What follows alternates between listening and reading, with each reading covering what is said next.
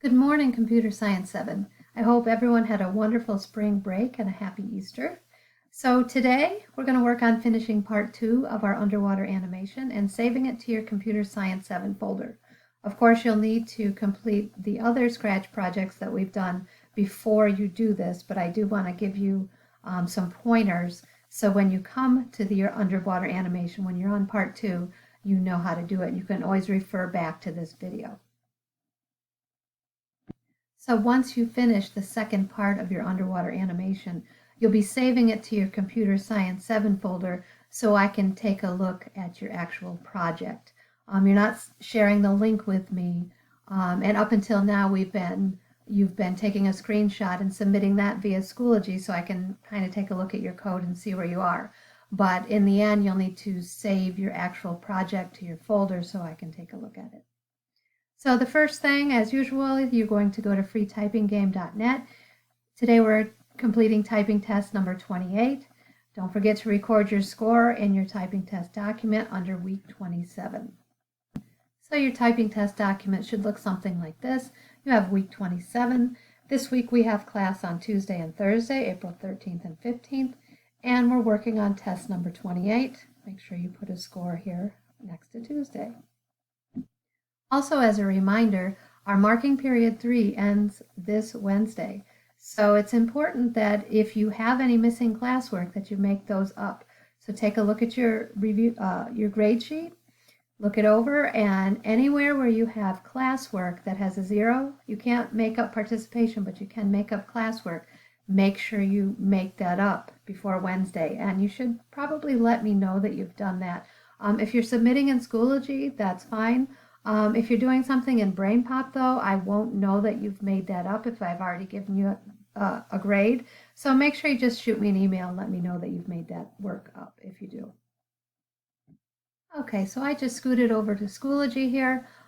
Today is April 13th, and here is your assignment for today. We've already gone over the top part of this, but what you'll need to be working on for the remainder of the class period is continuing creating with Scratch. So you need to complete these things in this order. It doesn't make any sense for you to try to do the underwater animation, the second part of it, if you haven't done the first part or if you haven't done the ghost story. So the first thing, if you have not yet completed the ghost story, you need to do that first. And I will show you that there is a video tutorial that shows you step by step how to complete that. So if you'll notice here, it has a date, 3/26/21. That's the date of the assignment in Schoology. So if we come back out to our assignments and we look under 3/26 or March 26, here is our ghost story assignment. If you haven't done that yet, you need to start there. You have the directions right here. You can view the directions. You also have the instructions on how to create a screenshot. The most important thing that you have here is my video tutorial. It shows you exactly how to code your ghost story in Scratch. It's very important that you watch that video tutorial. You can pause it and follow the steps step by step.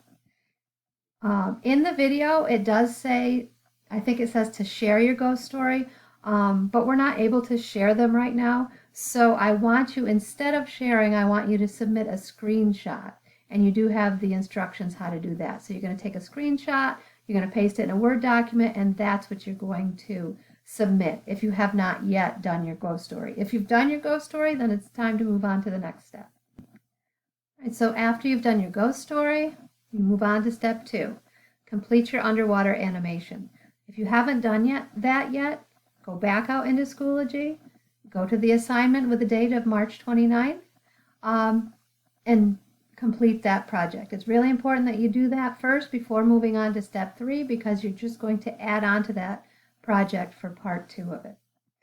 Once you've completed the underwater animation part 2, you're going to save that to your Computer Science 7 folder, and that's what I'm going to show you how to do here.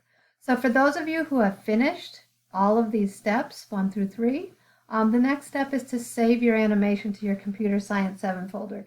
That way I can bring it up on my computer and see if your code actually works. So here are the instructions So in Scratch, you're going to click on File. You're going to save it to your computer. They automatically save in your Downloads folder.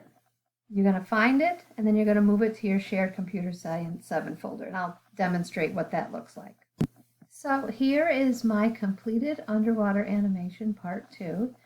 When I play the game, when I click on the green flag, I have the Gobo character. It says click me to score points, and he disappears and he comes back, and you have to click him, and if you do it successfully, your score should increase by 1. So when you're finished, you will have a score up here. Hopefully it's better than 3. This is just for demonstration purposes. Before I show you how to save it, I noticed that a couple of people who have finished, when they did step 2, where you need to put your variable here, looks like it was a little hard to understand. So I want to go over that with you.